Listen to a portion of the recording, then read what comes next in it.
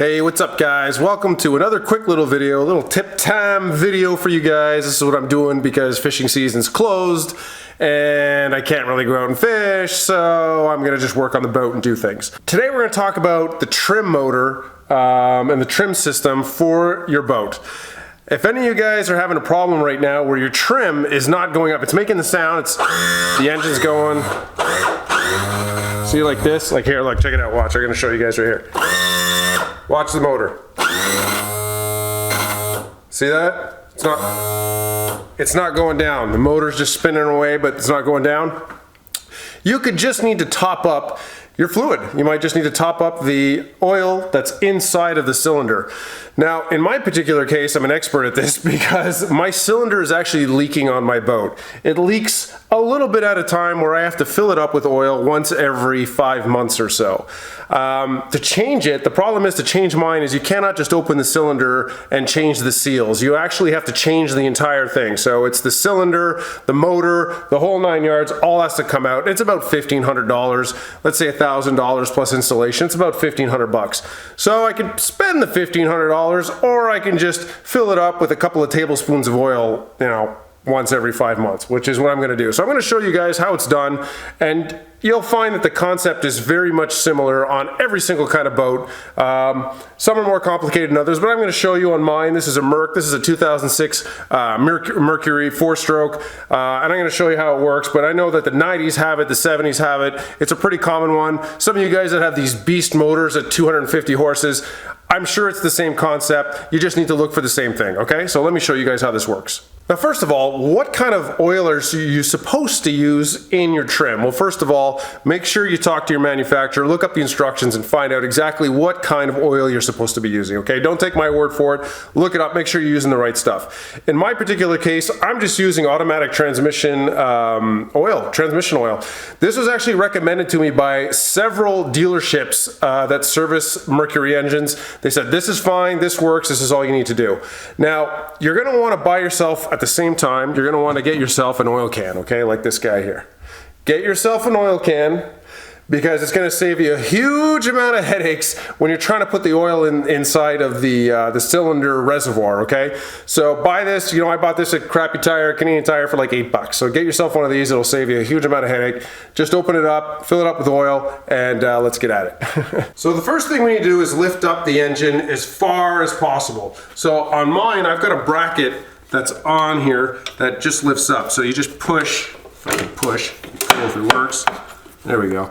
And you can see here it comes up and it holds the engine in place. So you can see I still have a ways to go up before it'll lock in. So your boat will have a similar setup. All right, so just make sure you lock your engine in its highest point. Now if your trim won't move up at all, you will find down here there will be a hole where you can get a wrench in or a screwdriver and release the pressure, and that'll just let the motor, you know, flow up and down. Do it with a partner, make sure somebody's holding the foot so you don't get it down. Now on mine, it's actually on the other side down here. There's access. But in my case, I have enough fluid to at least get the engine trimmed all the way up. So let's go ahead and take care of that first. So you see here now it's getting stuck, so I'm just going to grab the foot and lift up and help it get the last little bit. And there we go, we're locked down. All right, so that's locked in place, we're good to go. So now we can go ahead and fill up the oil. I also recommend that you lay down some cardboard on your driveway or on, you know, in your garage floor, wherever you store your boat, when you're topping this off, but also if it's leaking. So in my case, it is leaking slowly but surely. You can see the actual drip right there. So I do keep a piece of cardboard on the floor at all times here, okay? Now, the reservoir is right here, okay? So this is what you need to unscrew. This is a very delicate plastic bolt. So the idea is you do not have to, you could pretty much hand tighten this when you're putting it back on, but it's very, very easy to take off. Now the previous owner of this boat has like destroyed this thing, so I always try to take it easy, and we just see, there we go, just gently turn it. It's gonna, a little bit of pressure is gonna escape. There it goes.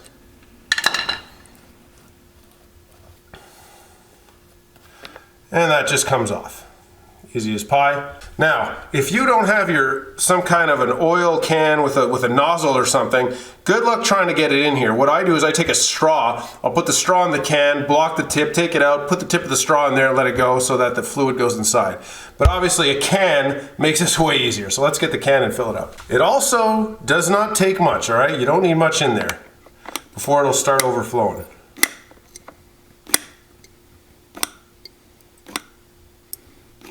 There it comes, it's coming out.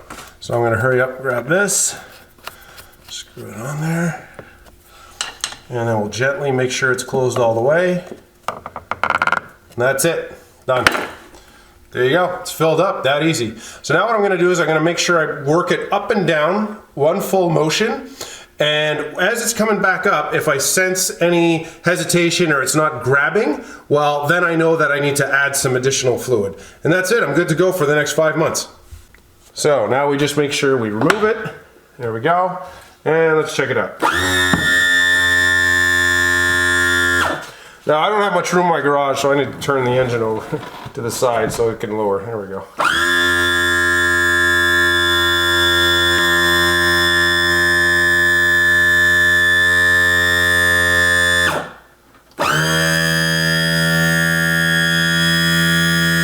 Now you can see it's working like a champ.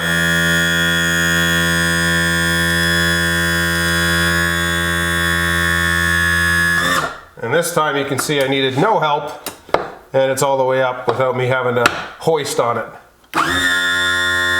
That's all there is to it, guys. That easy. So next time you're having a problem, if ever you're having an issue where your engine is sluggish or it's hesitating when you're trimming and your trim engine is spinning but it's not really going anywhere, you might just need to top up the fluid, easy as that. And of course you can bring it into your dealership to have the cylinder inspected, but in my particular case, as I mentioned, the cylinder is just way too expensive to replace for nothing. So I'll just keep doing this until it actually blows and it's no longer holding fluid, you know, like it's just emptying right away. Well, then I'll replace it. But for the time being, this works great. Okay guys, hope I saved you guys a headache. Nice and easy. Fill it up with trim oil.